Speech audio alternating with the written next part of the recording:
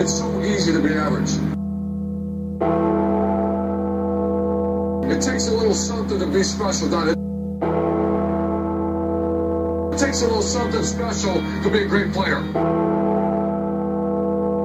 Did you push yourself to be great today? Yeah. The man of Scarlet and Gray. Yeah. Let's go. The man of Scarlet and Gray. What we reading now? Who we listen to? Who we rocking with? The man of Scarlet and Gray. Who we vibing with? Who we riding with? Who we clapping for love? The man of Scarlet and Gray. What we reading now? Who we listen to? Who we rocking with? The man of Scarlet and Gray. Who we vibing with? Who we riding with? Who we clapping for love? The Scarlet and Gray. It's time for it. You ready for it? It's my time. You better know it. It's go Bucks. Every time. Hating on us, you better. Your undisputed source of all things Ohio State. This is the Men of the Scarlet and Gray podcast. Here's your hosts, Shannon Summers and Chip Minnick. The man of Scarlet and Gray. Buckeye Nation, welcome to another great edition of Men of the Scarlet and Gray here on Buckeye Sports Radio, a V-Sporto channel. I'm your host, Chip Minnick, writer and editor for menofthescarletandgray.com. I'm honored to be joined by my co-host, Shannon Summers, also a fellow writer and editor for menofthescarletandgray.com. Shannon, how are you doing today? I'm doing great. Can't wait to discuss some post Western Michigan football and discuss some Indiana. Absolutely. Something that the Western Michigan definitely was something like a, I guess you would say like cure for what ails you kind of a game in my estimation. So step in the right direction. Exactly. So we're ready to do another great podcast for our listeners as we will be discussing, as Shannon just said, Ohio State's victory over Western Michigan on September 25th in Ohio Stadium. We're also going to preview the upcoming game in Bloomington, Indiana, as Ohio State will travel to take on the 4-0 Indiana Hoosiers. Our podcast is fortunate to have Kyle Swick of the Crimson Quarry offer up some analysis of Indiana for us. Lastly, Shannon, Kyle, and I will offer up predictions on other games around the Big Ten, as well as some other college football games around the nation. Before we get into our podcast, we wanted to remind you about the Buckeye Sports Radio app available on your favorite iOS or Android devices. I have it on my iPhone, and I know Shannon uses it on his Android.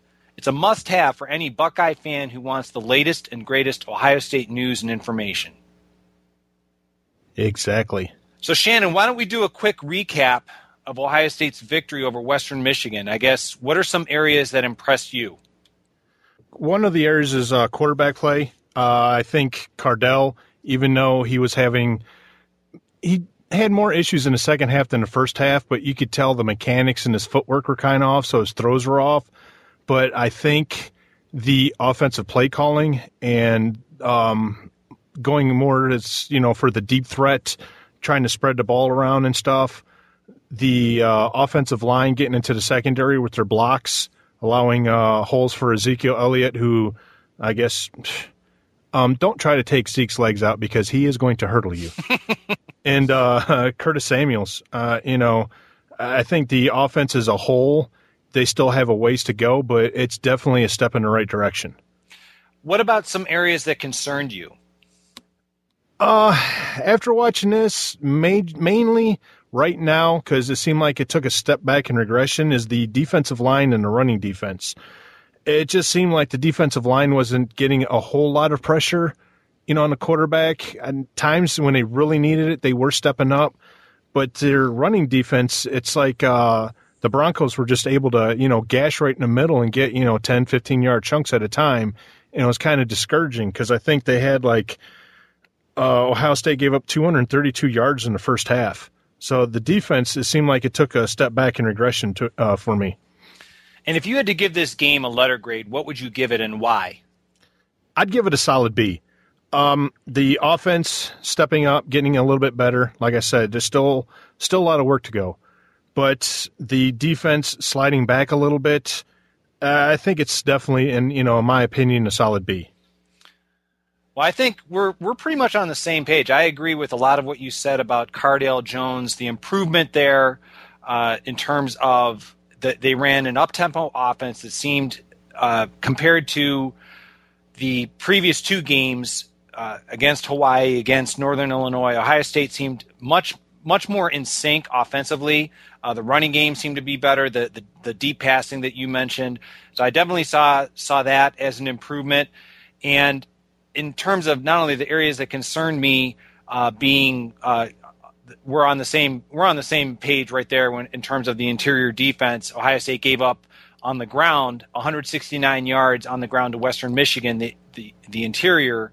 Not so much just because Ohio State's going to be playing Indiana, and we're going to talk about that with Kyle when we start looking at Jordan Howard and other areas of Indiana's offense, but a lot of the other upcoming opponents as Ohio State goes into Big Ten play, thinking about Michigan State, thinking about Penn State, thinking about other teams that have decent running a game, and I'm not going to exclude that team up north. They had a very dominant performance against BYU on the ground predominantly, so the rush defense is definitely a concern. I'm glad reading and hearing Coach Meyer on his press conference that the interior rush defense has to be improved. Another area of concern, and it's a minor one, I don't want to sound negative, but it seems sometimes, I've mentioned this on previous podcasts, so if this sounds familiar, I apologize, the preoccupation with trying to get Braxton Miller involved in the offense, it just seems as though it can have more of a negative effect than a positive effect, because when Braxton Miller comes in, the direct snap, I heard Chris Spielman on his analysis the other day on 97.1 The Fan in Columbus say, if I was a defensive coordinator, I would bring everyone up in the box because he has not shown any ability as of yet to be able to throw it. It just seems as though that they're forcing Braxton Miller into the offense rather than just letting the offense flow to him. I don't know, Shannon, if you have any strong thoughts or opinions on how Ohio State is involving Braxton Miller in the offense so far this season. No, you're absolutely right. I think you hit it on the head. They are trying to force it too much, and it's like they're not letting it, what's I'm looking for, like organically let it, come to. They're just not letting it happen as far as getting plays down the field or anything like that. And yeah, it's every single time we keep hearing double pass and all this other stuff, or, that he can throw. It's, I don't know as far as if he's actually going to try one, but we haven't seen anything, not even a fake to ward off the defense, and you can put everybody up on the line. So would that allow him to go ahead and throw it when you start seeing everybody up on the line? You would think with everybody encroaching up towards the line, putting more guys in the box, him with his familiarity of reading defenses and such, he would be able to see something and either call an audible or, hand the ball off or do something different. So, yeah, I agree. I think that when it comes to Ohio State, I like the way that you used the term organically. I think we mentioned this last week on the podcast, how once the running game got going with Ezekiel Elliott, that's what opens up the deep passing game. And granted, Cardale had some mechanical flaws in terms of with not pushing off with his back foot, stepping into his throw, leading his receiver. He had the one interception. He could have possibly had a couple others. J.T. Barrett, when he came in later in the game, he had the interception. So these are things that the coaching staff can build upon. But getting back to your term of the phrase organically, I really think that Ohio State made a concentrated effort on once Ezekiel Elliott, once the running game got going, because in my estimation, Elliott ran far better than he had in the previous two games. It just seemed that once the running game got going and the up-tempo offense got going, other players like Nick Vannett, Curtis Samuel, who you mentioned, Jalen Marshall, they were all Michael Thomas, which, of course, it was nice that Western Michigan left him completely uncovered on that opening touchdown. But my point being that I guess if I had to make an analogy, it seems as though, like if you have a great piece of chocolate cake and you have icing on top, Braxton Miller is more of the icing on top, and it seems as though they're forgetting, listen, let's not forget about the rest of the cake. It's like the icing, too much icing, it will rot your teeth and make you sick. So let's not concentrate on eating icing. Let's concentrate on eating the rest of the cake. I just think that they can truly take a step back and look at the way that they're using the other players in the offense, because once they've got the running game going, that up tempo, that's what opened up the passing game.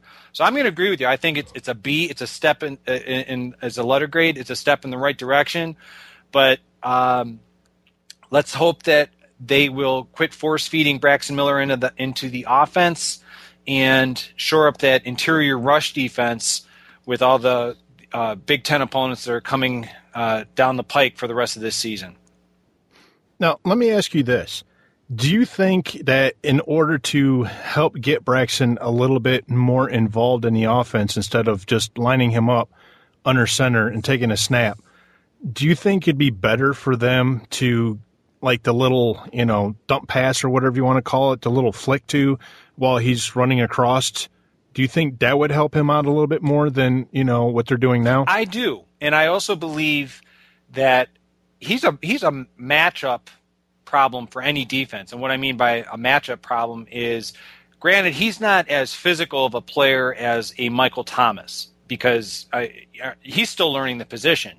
But my point being that, all right, let's send him in motion and let's see, all right, is he isolated on a corner or is he isolated on a safety?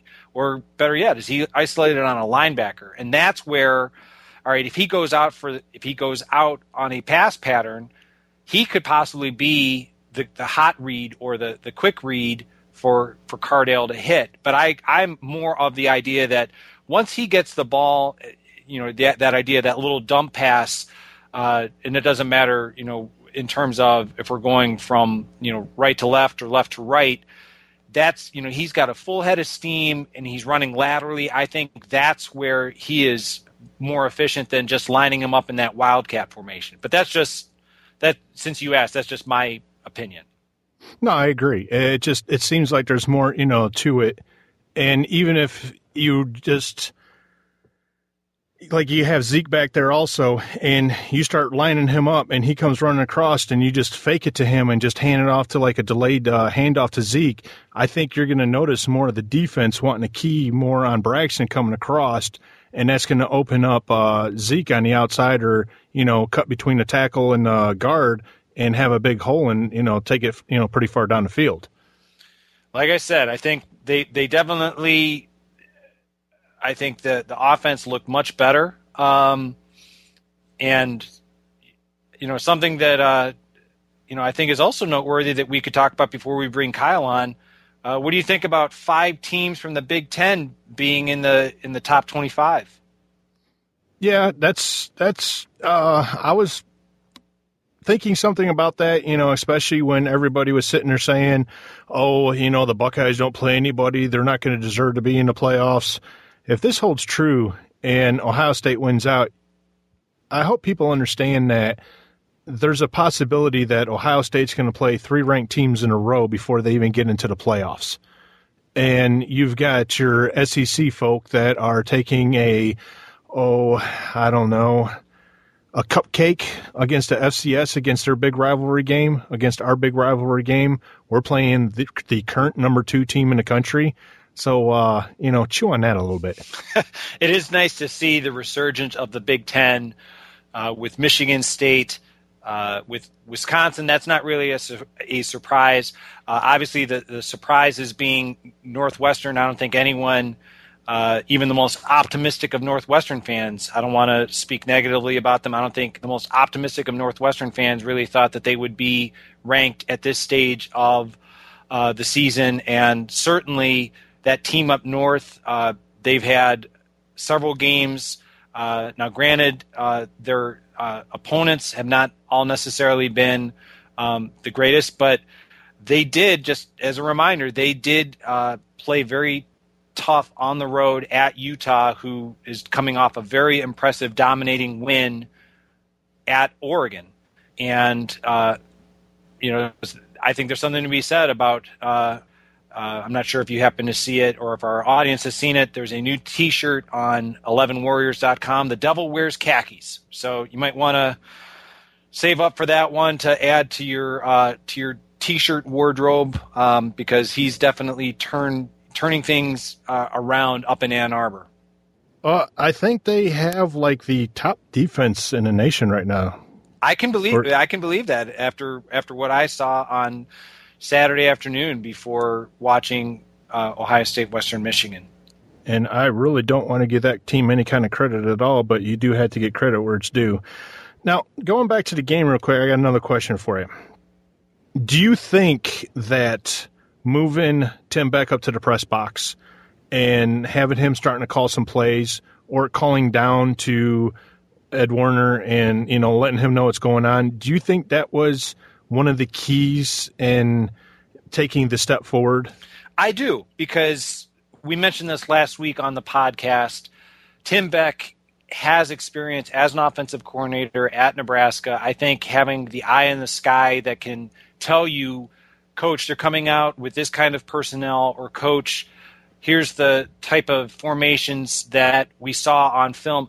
And that's not to suggest that Ed Warner or Coach Meyer are not knowledgeable about being able to see it, but there's something about being able to see it. And I'm probably a nuisance to sit by when I'm up in C deck. When I do have the opportunity to go to Ohio State games, I'm calling out formations and schemes because I can see it so much better up in C deck versus than even when I'm sitting at home, watching it on my television. So I definitely agree that having Tim Beck up in the press box, being able to relay down to Coach Meyer, to Ed Warner, I think that definitely had an impact on the flow of the game that we saw against Western Michigan last week. Yeah, I agree. It's nice to see the emergence more of Tim Beck. Like Urban came out and said that he's going to be working with the quarterbacks more. I mean, he is a quarterbacks coach, but with their fundamentals and their footwork and everything. What was it? I think Urban said something along the lines of, if the fundamentals of Cardell were on, he could have thrown for over 500 yards. It's the little things, like the couple of deep passes that if, like they were saying, just throw it into the end zone, and he was throwing it short, and they were, the safety or cornerback's able to catch up and break up the play. I'm hoping to start seeing that step forward this next week and him starting to hit that deep threat, and that's really, really going to put every single defensive coordinator on notice that, okay, they're putting it together, and now we're in trouble. It's all about fundamentals and footwork when it comes to that quarterback position. You are listening to Men of the Scarlet and Gray here on Buckeye Sports Radio, a V Sporto channel. At this stage of the podcast, we would like to welcome in Kyle Swick of the Crimson Quarry. Kyle, thank you so much for joining us. How are you doing today? Pretty good. Thanks for having me on, guys. Yeah, thanks for coming on again this year. Oh, yeah, no problem, dude. It was a blast last time, so I figured might as well do it again. All right. So why don't we get into it? So I've got a bunch of questions for you. I'm sure Shannon does. So the first question I have for you is, Indiana is 4-0 heading into Big Ten conference play. Are you surprised with this, or is this what you anticipated before the season began as it relates to Indiana? I wouldn't say that I'm surprised. I would certainly say that a lot of fans are, but we, like as a blog, we sit down every year before the season and do a big preview, which is just us predicting the season. And I'm probably more optimistic than most about Indiana football. And I had them starting 4-0. I thought the non-conference was manageable enough. But I didn't really have them, projected to do much more after that. I think I ended up having them at 7 wins. So they're, I guess I could say I'm surprised that just from the sheer fact that they are par for the course for one of my predictions for once. Because certainly predicting them to go 4-0 is easy. I probably did it last year. and not with the Mizzou game, but they typically like to throw in a couple shocking non-conference losses, and they didn't manage to do that this year, which I guess should be surprising to everybody. So just by the sheer fact that they haven't, that they got through a non-conference and managed to beat the teams that, all games that I think they should have won, looking at it objectively, and managed to do that. Some a little bit closer than others, but overall, right where I expected and wanted them to be after 4 games. Can you give our listeners some background on, I'm going to give you some players for Indiana offensively. Quarterback Nate Sudfeld, who was injured last season when Ohio State and Indiana played. You have a running back by the name of Jordan Howard, who is a transfer from UAB, and a wide receiver by the name of Ricky Jones, who's coming off a big game against Wake Forest. Can you kind of give some background on Sudfeld, Howard, and Jones? Absolutely. Sudfeld is when you look at him first and foremost, and not that looks for everything, but when you look at him, he looks like a pro quarterback. He's got prototypical size, big arm, for the most part makes really good decisions on the field. And I think what gets lost in the shuffle with a lot of people when they're evaluating Sudfeld is he's never had a full season as Indiana's unquestioned starter. His first year, he spent in a rotation. His first couple of years, I believe, he spent in a rotation with some other guys as Kevin Wilson tried to figure out exactly who, try to get the right mix and match of who he wanted at quarterback, which is a process I'm sure a lot of Ohio State fans are very familiar with now. And ultimately, after graduations and transfers, he was kind of the last man standing and took the reins unquestioned at the beginning of last year, but obviously got hurt in the Iowa game and didn't make it, didn't appear for the rest of the season. And so this is it. This is his first year now where, assuming he's healthy, will be his first full year as our starter. And I think, a lot of people like him as far as, his ability to be the quarterback for the team. It's been a while since Indiana has had a guy that doesn't seem to lose games for them by making, boneheaded throws or big mistakes. He's avoided that through 4 games. Now, obviously, we can say what we want about the competition, and there will certainly be stiffer tests ahead, but he's checked all the boxes so far. As far as Jordan Howard, thank you, UAB, for deciding to shutter your football program for about 30 days, which was long enough for all of them to be granted essentially free agency to go wherever they wanted. And Jordan Howard picked IU and has helped really fill the void left behind by Tevin Coleman, who's now running the ball for the Atlanta Falcons, or at least he will be soon when he recovers from his rib injury. And, has the production that Tevin Coleman had through 4 games, is doing it a little bit differently. Tevin Coleman was a bit shiftier and more explosive speed, whereas Jordan Howard is more like a dump truck driving through a wall, and certainly has enough speed to run away from guys, but just not that 5th gear that Tevin Coleman demonstrated. And as far as Ricky Jones goes, I think there was a lot of, big Indiana Hoosier fans who, after the first game against SIU, were looking up who Ricky Jones was, because he certainly didn't do a whole lot last year and has come on to have a bunch of big games and has become Nate Sudfeld's go-to guy really at every level of the field. And we wrote an entire article in the offseason about who's going to step up and, to catch balls for Nate Sudfeld, because we lost Shane Wynn last year, and the receiving corps in general struggled last season as they transitioned away from Kofi Hughes and Cody Latimer, and had guys struggling to get open, and of course quarterback struggles after Nate Sudfeld went down. And so we spent a lot of the offseason wondering who was going to take his place. We talked about guys like Dominique Booth, who was a high-rated recruit out of the Indianapolis area. Talked about Marquis Hawkins, another UAB transfer. Didn't mention anything about Ricky Jones, and it ends up being that Ricky Jones is the guy that's going to step up, and it's been great to see. So you just mentioned a lot of offensive players that I asked you about, because that's never been the problem with Indiana ever since Kevin Wilson has taken over.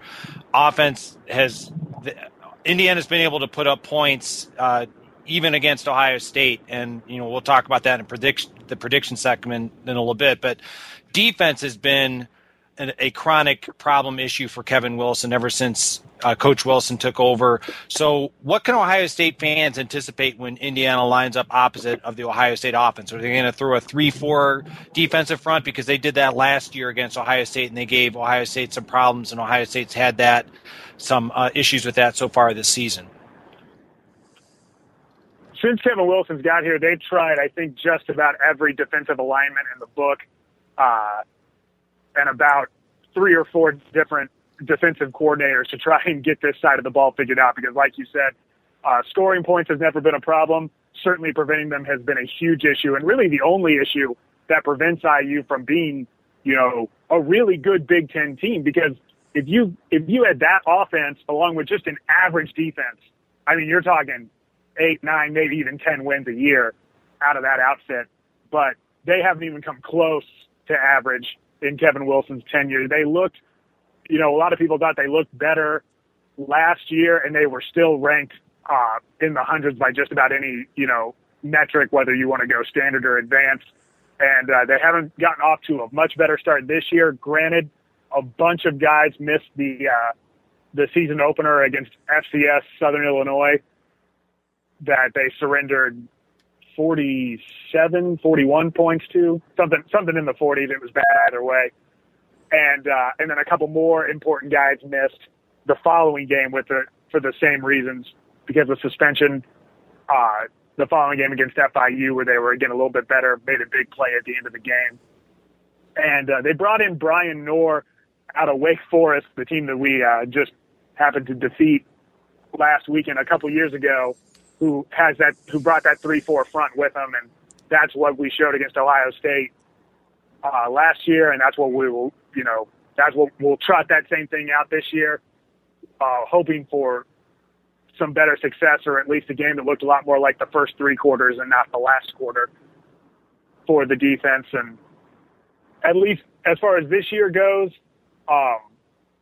it's hard to say. It's hard to look at the scores and say this team is definitely better. A lot of offensively challenged teams have scored very well. They played a great second half against Western Kentucky, which obviously has one of the most explosive offenses in the country, who had 28 points at halftime and tacked on only 7 in the second half. They were able to build on that against Wake Forest for about 3.5 quarters last year, and then Wake Forest racked up a bunch of points in garbage time, effectively turning it into non-garbage time. But as far as, schematically what Indiana's going to come out there with, it's not going to be anything horribly complex. The defensive personnel is roughly the same as it was last year. There's a lot of change in the secondary outside of Chase Dutra, who also missed a couple games and is working his way back from injury. And hopefully he can solidify things on the back end. But it'll be 3 guys with their hand in the dirt and a bunch of linebackers roaming around, and going to try and mix whoever Ohio State's quarterback is up a little bit about who's coming and who's not, and see if they can have any success with that. So I want to talk some logistics for our fans who may be traveling to the game. When Ohio State's played Indiana in the past, Ohio State fans have flocked to the game. Are there any recommendations on where Ohio State fans may want to try to assist the Bloomington economy, restaurant or bar-wise, that you would anything that you would like to share? Well, I've heard the road construction is so bad that it's not even worth going. So, I probably just wouldn't even worry about it. I'm sure it's big game on ABC. Watch on HD television. Don't even worry about it. But you don't want to hear the OHIO chant? I really, really don't. But in all seriousness, there actually is some pretty significant road construction north of Indiana University on the main road going in. So I know a lot of Ohio State fans will probably get there earlier than most local fans will, simply because you guys are going to want to, make it worth your while. But definitely add in some time, and don't be surprised if you're sitting on 37 North if you come that way.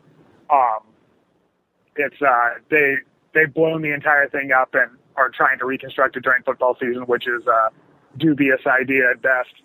But as far as bars and restaurants to go to in Bloomington, the best options, unfortunately, are a pretty good hike away from the stadium. Certainly walkable, but, I think the weather's going to be nice, so just enjoy the weather on your walk. Pretty good tailgating scene. My favorite place to go on game day, I shouldn't say obviously because you guys wouldn't know what I'm talking about, is Nick's English Hut, which is it's a typical sort of pub restaurant downstairs and then a full out bar upstairs. As far as families go, families can be downstairs, but obviously the under 21 crowd can't go upstairs, and upstairs is obviously where there's a whole lot more fun. Really good food there, traditional pub fare, good fries, and usually some pretty solid drink specials as well. I know Ohio State's offense hasn't been as explosive as everybody thought it's going to be so far. What are your biggest concerns in trying to stop them from becoming explosive? Well, with the traditional caveat that everything that a team does try to move the ball against IU terrifies me. I would think just the fact that really any quarterback that Ohio State is going to turn to is going to have the ability to break the pocket and still make throws down the field.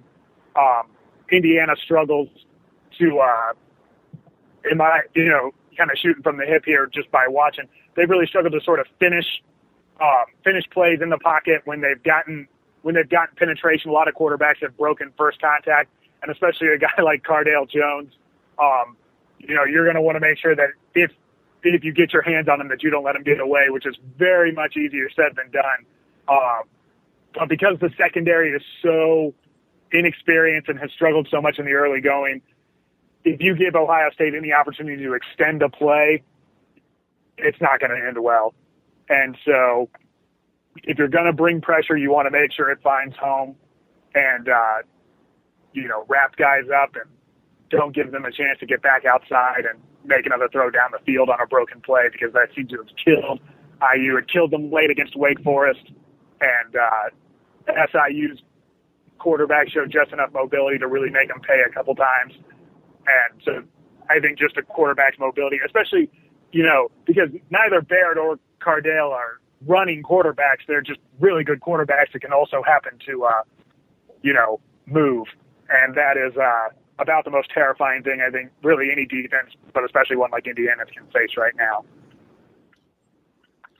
Speaking of pressure, did I read right that Indiana's offensive line has only surrendered 2 sacks so far this year? That you have read correctly. And again, some of that is a product of the schedule that has been played, but the offensive line was projected to be a strength going in, and they have certainly played the part early on. Jordan Howard, leading the NCAA Division I in rushing isn't just by chance. Obviously, he has a lot to do with it, but he's had some really great blocking that he has intelligently taken advantage of, and they've kept Sudfeld's shirt clean. I think the play calling has helped a lot as they've kind of gone to quick throws early in the game to kind of get in a rhythm, and then they open up the playbook later on to get guys deep down the field, because Sudfeld's not really a guy. He can very slowly, but he can definitely take advantage of space in front of him to pick up, important chunks of yards. Obviously he's not going to be game breaking down the field or anything like that, but he has shown if the coverage backs off and there's 8 or 9 yards of cushion, he'll eat that up and slide down. And so I think it's been a group effort to keep his shirt clean through 4 games, but that offensive line has a lot of cohesion, a lot of guys who have played a lot of games together, and it's starting to show early on in the season. Now, you're talking about like the quick throws and everything. I mean, that's one way to tame or, hold back like Joey Bosa and Adolphus Washington. Now, as far as, do you think that your offensive line is going to be good enough to for the deeper play routes to develop to keep those guys at bay and keep the pressure off? I hope so. if that's an acceptable answer, they should be confident in themselves. And I mean, this is what you play in the Big Ten for, to measure up against guys that are going to be playing, on Sundays very soon, and whether they can hold up or not, we'll find out. But they've certainly shown, at least through the early going, that they can handle what comes at them. Now, they haven't had a Joey Bosa come at them, or really anything remotely close to a Joey Bosa come at them through 4 games. But, I think they're up to the challenge. I'm as confident in that unit as I am, any unit going into this particular game. I mean, there's no way around. Ohio State is a vastly superior team to Indiana, just about any way you want to cut it. And so if there's a matchup that I feel good about, it's probably the offensive line. All right, speaking of units, I'm sure a lot of Buckeye fans are hoping that the special teams unit has not improved any from last year. That's actually, that's something I hadn't even thought about. But because we were in relation to the Ohio State game, because we were talking a couple days ago, looking back at the Wake Forest tape, that the kickoff and punt coverage units have played very well through the early part of the season and have looked remarkably improved over the units from last year, and especially the performance against Ohio State. So, again, they haven't taken the field against anyone quite like Ohio State, but they look improved, particularly in that area in their coverage units, which I think was or certainly should have been, and I hope was a focal point in the offseason. And so, again, much like with the Joey Bosa question, let's hope that they're up to the challenge this time around. So you're hoping for no 4 touchdowns from Jalen Marshall in the second half? I would be very pleased if that did not happen. What do you think that the Indiana is going to be able to exploit for the Buckeyes defense in order to get some rhythm and move down the field? Or do you think it's going to have to be more of quick hits and, quick strikes? Yeah, it's a fairly daunting question to be asked. How do you think you can exploit the Buckeyes defense? You kind of said it. It's going to be about keeping Sudfeld upright. A lot of that's going to come from the play calling. You got to recognize what's working and what's not early on in the game. They've started just about every game rather conservative on offense. They kind of open it up in the second and third quarters. They've had a bunch of great third quarters this year, and then they hope they're in position in the fourth quarter to hand it to Jordan Howard 10 or 12 times and in the game, short and quick early. And I think they're going to lean on Jordan Howard. They're going to say, hey, man, you're the bell cow for a reason. It's for games like this. And, we're looking at you to keep us on schedule. And if we can make Ohio State, dedicate a couple more guys in the box, then maybe we can really do some damage down the field. I think the quick passing game in particular early on has focused on the tight ends, which has been something that Indiana hasn't done. I can personally attest to in a decade, is utilize tight ends on the offense. You always see them on the roster. When you're looking at the program, they've always seemed to have this fleet of 6'6", 6'7" guys that never do more than block. It's like, man, it would be great if these guys were usable on offense. But early on, they've used really the entire crowd of them. I don't think any of the 4 tight ends that have gotten in on the games have caught more than 5 or 6 balls, but they've all got that to their name. And, they look for them real quick out in the flats, even off the play action. And then those guys eat up the yardage in front of them. So I would probably expect to see a lot of that early on. Again, just in an effort to get Sudfeld in a rhythm and keep him upright. Do you have any predictions for the game yet?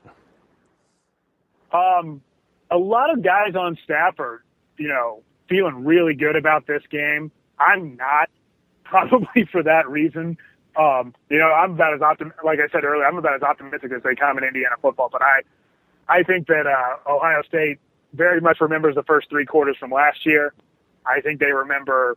I don't believe it was 2 years. It was 2 years ago when Indiana came roaring back on them back at Memorial Stadium. I don't think they're going. I think we have their full attention.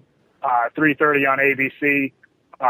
A big movement to get game day to come to Bloomington on behalf of our blog and a bunch of a bunch of Indiana fans, I think, has put them well on notice that they're not going to be looking past Indiana. And so, I don't want to put a point total on things, but I expect Ohio State to cruise, truthfully and sadly.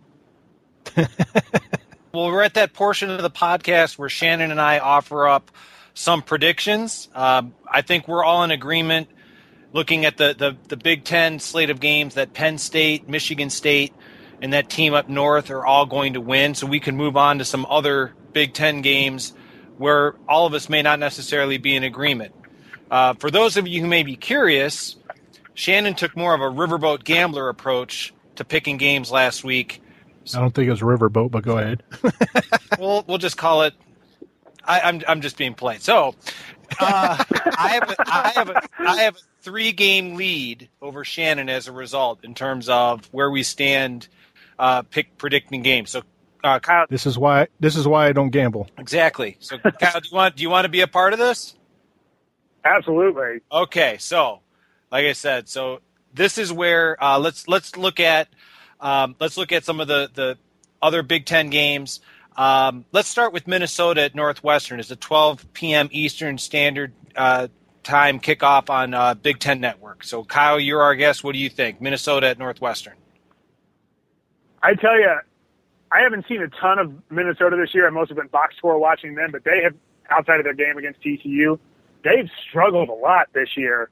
And for a team that had a lot of big expectations coming in, I really like Northwestern in this game. Truth be told, I think Northwestern's in for a pretty good season, so I'll take them.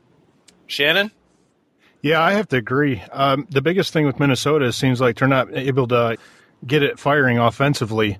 So I'm definitely going to take Northwestern. That's going to make it a clean sweep because I think both teams, from what I saw on Twitter, I think both teams are nursing some injuries. I'm going to go with Northwestern for all the reasons that we just listed.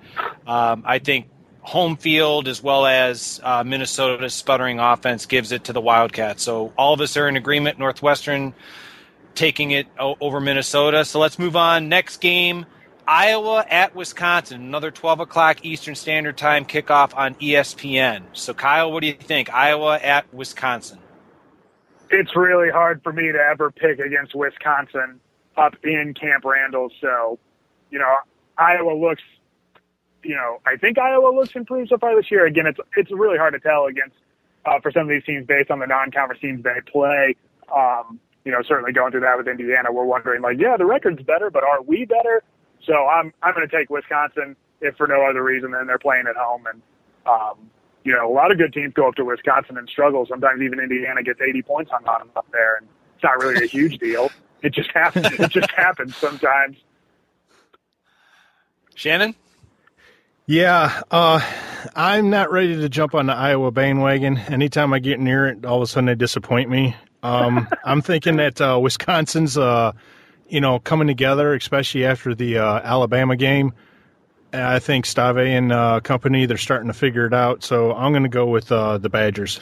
Another clean sweep. I'm not feeling too strong on either squad, tell you the truth. I think Wisconsin, I know that they've done better ever since their opening game loss against Alabama, but I'm not really sure the quality of their opponent.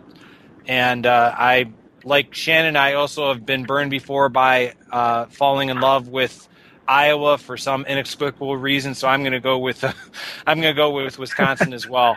So next Big Ten game, Nebraska at Illinois. This is a 3:30 Eastern Standard Time kickoff on Big Ten Network. So Kyle, what do you think? I really thought that Illinois was kind of in store for a year where they were just going to be in shambles. You had the whole, obviously you fire a coach, 6 days before the season or something like that. Yeah. Typically doesn't set you up for a good year, but they looked plucky early on. I'm leaning Nebraska just because I like their personnel a little bit more than I like Illinois. But credit Illinois. They've really, they surprised me the first, few weeks of the season, but I'm going to go with Nebraska here. Shannon? Yeah, I agree. I was actually kind of surprised by Illinois and, them holding it together and everything. I thought you're definitely going to see the crumbling and everything. Excuse me. I'm gonna. I know the Cornhuskers have got 2 losses right now, and are struggling to find their identity. But I think that Mike Riley's going to have that that offense firing a little bit better, especially against Illinois. I'm going to go with Nebraska leaving Champaign, popping bottles. Okay. All right. Another clean sweep. I'm going to go with Nebraska as well. It's not so much of an indictment on Illinois. I just think Mike Riley, offensively, I think he has Nebraska. They're starting to figure out what it is that they can do well.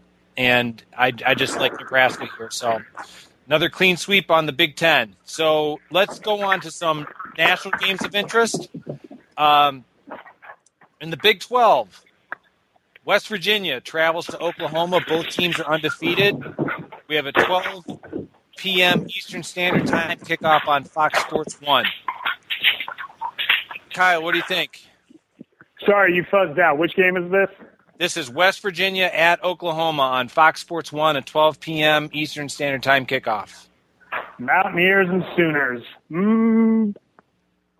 That's tough. I'm going to go, I'm picking a lot of home teams, mostly because, a lot of, pretty good matchups talent-wise, but Sooners have a big win early on in the year going on into Tennessee and winning, so I'll take the Sooners. Well, good thing we're not going to any Pac-12 games because apparently all the road teams win in that one. Good point. What do you think, Shannon? West Virginia seems to have a decent team, but I think the Sooners have the best defense in the Big 12. They're actually going to be my favorites to win the whole conference, so I'm going with Oklahoma. Another clean sweep because I do not believe I am never going to catch up. This one actually was a tough one for me just because, to be quite candid, I have not seen enough of West Virginia outside of highlights. And Oklahoma, I think, having the weekend, how I am when it comes to teams that have the bye week before. So Oklahoma having the home field advantage, I'm going to go with Oklahoma as well. So let's move on to the SEC. Here's one, another nationally, interest game. Alabama at 3-1 travels to Athens to take on undefeated Georgia Bulldogs in a 3:30 Eastern kickoff on CBS. Kyle, what do you think? Alabama at Georgia. I truly think this will be one of the better games that we'll watch all year. I'm a big fan of SEC football. I don't get, I know a lot of Big Ten fans get a lot of complexes about it, but it truly is a very fun conference to keep an eye on. And I think especially when you don't have any skin in the game, I think Alabama's going to rebound and win a close one out there in Athens. This one is definitely going to be one of the best games to watch. It's going to be kind of hard going back and forth to commercials and stuff, trying to catch some of the highlights or lowlights or whatever. But it's just, both teams have pretty good rushing attacks. I think Georgia's quarterback's better than Alabama's right now. But Cooper's shown again, like that Wisconsin game, he could turn it on during the lights a little bit. It's kind of a toss-up, but I'm thinking that Georgia is going to play out of their minds and probably lose the following week to, I don't know if they were playing like Arkansas or something. But, I think that Georgia's going to eliminate Alabama from the playoffs this weekend. Okay, so before I give my prediction, I just want to make sure, Kyle, you said Alabama? I did say Alabama. Okay, and Shannon's going with Georgia. I'm going to go with the Georgia Bulldogs. I'm going to give credit to the men of the Solid Verbal because they've coined the fact that Georgia's quarterback, his name is Grayson Lambert, and Georgia's new offensive coordinator is Brian Schottenheimer, and they have dubbed the offensive attack of underneath Brian Schottenheimer. They say that somebody when they are afflicted with a bad case of Lambert Schottenheimer. So I'm gonna say that's what's going to derail Nick Saban. He came down with a bad case of Lambert Schottenheimer, and like Shannon, they are going to be eliminated from playoff consideration. Last. Let's just hope that he's not like his dad and chokes in big games. Hey. Hey-o. I know. All right. Last but not least, the primetime game of the week on ABC, 8 o'clock Eastern kickoff. Undefeated Notre Dame Fighting Irish travels to undefeated Clemson. Kyle, what do you think? Clemson by a very large amount of points. Wow. With Wow. authority. Yeah. So there's, I can either confirm or deny that there's a lot of like anti-Notre Dame bias going into this pick, but there's a very large segment. I don't even want to call it large. It's made out to be bigger than it is. But there are definitely a measurable number of fans that are fans of Notre Dame during football season and fans of Indiana University during basketball season. And they frustrate me to no end. And so I feel like I have to turn up my anti-Notre Dame bias to counteract a lot of that. So that, and honestly, that game has upset me because that's where game day decided to go in lieu of doing something fun like coming to Bloomington. So hopefully the game gets canceled outright. But if they play it, Clemson by several touchdowns. Wow. Okay.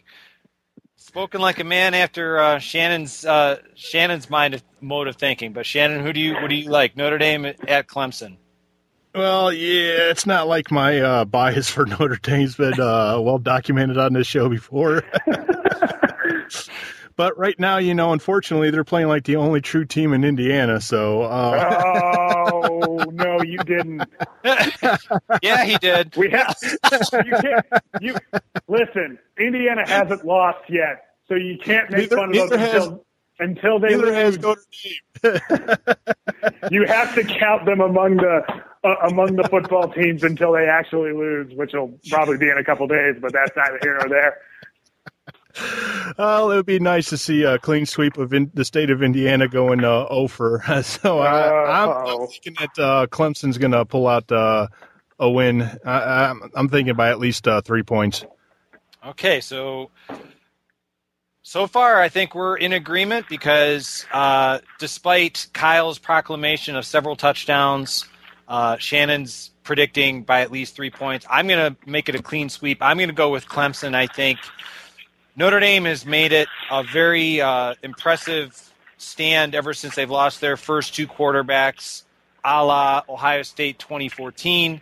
But I think the magic kind of runs out down in Clemson against Deshaun Watson, against what I'm sure is going to be a very well lubricated crowd after a full day of tailgating. Night game, I just think Notre Dame, I think the magic runs out against Clemson, so I'm going to go with Clemson there. So I know, Kyle, you said you didn't want to give a score prediction, not to try and put you on the spot. Ohio State at Indiana, are you just going to stick with the Buckeyes winning, or do you want to give a point prediction here? I'm going to say Buckeyes 38, Hoosiers 28, but it's not going to be that close. It's just going to be an awesome backdoor cover. Okay. All right. That's what I'm thinking. Shannon, what do you got? I'm going 42-24, Ohio State. Okay. I just want to echo something you said on our last podcast, how we don't actually communicate about predictions prior to, because I'm definitely in favor of the Ohio State 42. Did I beat you to the points? And I'm going to go with Indiana 21. I think it's going to be back and forth for the first half. This is just my observation. Everything that Kyle talked about, the offensive power that Indiana has, I think it's going to I think there are going to be a lot of circumstances where Ohio State fans, such as myself, might be, screaming things at the television that you don't necessarily hear in, in church or read in the Bible, kind of a thing. But I think in the second half, Ohio State's going to figure it out, and I think they're going to pull away behind Ezekiel Elliott. I think Indiana. I will predict that Indiana, after this game, Indiana has a lot to look forward to. Just looking forward to some other games on their schedule. I do believe Indiana will become a team in some way, shape, or form. It's just not going to happen. They're not going to get that fifth victory this weekend. So I'm going to say Ohio State 42, Indiana 21. So, aw, thanks, man. all right. So Kyle, before we cut you loose, besides thanking you for being on our podcast again, can you tell our audience how they can find your work as well as how they can follow you on Twitter? Yeah, the website for our blog is crimsonquarry.com, which is part of the SB Nation blog family. And you can find us on Twitter at Crimson Quarry. We're pretty proud of the Twitter account, especially during games. And I think even Ohio State fans will find it mostly agreeable. So, we'll get our... They answer back sometimes when you tweet back to them. It's true. I can't say that there won't be, no anti-Ohio State tweets during the game, but for the most part, we have a good time on there. All right. Well, thank you so much, especially not only for being on the podcast, but for all of our fans and audience listeners who might be making that trek. Kyle's suggestion about getting there a little bit ahead of time, considering all the road construction, I think that's really appreciated. Yeah, just don't tell anyone from Indiana I told you that, because I think the athletics department kind of handed down a mandate that we're supposed to tell you guys that it's impassable and you'll never make it. So there's no room at the inn, so to speak. Yeah, exactly. Better luck next year, guys.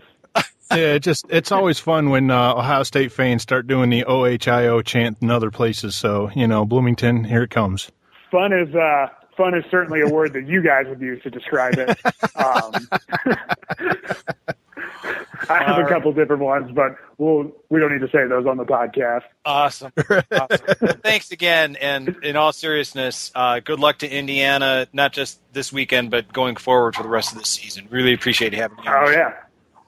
Thanks, guys, and good luck in your pursuit of the college football playoff. As a fellow undefeated team, we are also in search of such a burst. So best of luck to you guys, and thanks for having me on. Yeah, but just think, that team up north, they're 3-1 and they're ranked. Yeah, that's ridiculous. That's unheard of. What have they done that we haven't done except lose? It's the khakis. That's it. That's what it is. It's the pro-khaki bias. All right, that's guys. It. Thanks a lot. Good luck to you, and I'll talk to you soon. All right. Thanks, All right, Kyle. thanks. Bye. All right, Buckeye Nation, that's going to do it for us today here on Men of the Scarlet and Gray. We hope you enjoyed the show. We just want to remind you to go to menofthescarletandgray.com and check out all the great work going on there. Besides the site, Shannon, can you remind our audience where people can check out your work and follow you on Twitter? Yeah, you can check out my stuff at knowitallfootball.com. You can follow me on Twitter at SMSOMMERS84. As for me, you can find my work on menofthescarletandgray.com, athlonsports.com, and my personal blog called fromthemindofminnick.blogspot.com. My Twitter handle is @ChipMinnick, MINNICH. Please don't forget, you can listen and subscribe to our show on iTunes, Stitcher, SoundCloud, and of course, Buckeye Sports Radio. If you can, please leave us a comment and rating on iTunes, and please follow Buckeye Sports Radio on Twitter at Buckeyes Radio. On behalf of Shannon Summers, I'm Chip Minnick. Thank you as always for listening, and go Bucks. Go Bucks.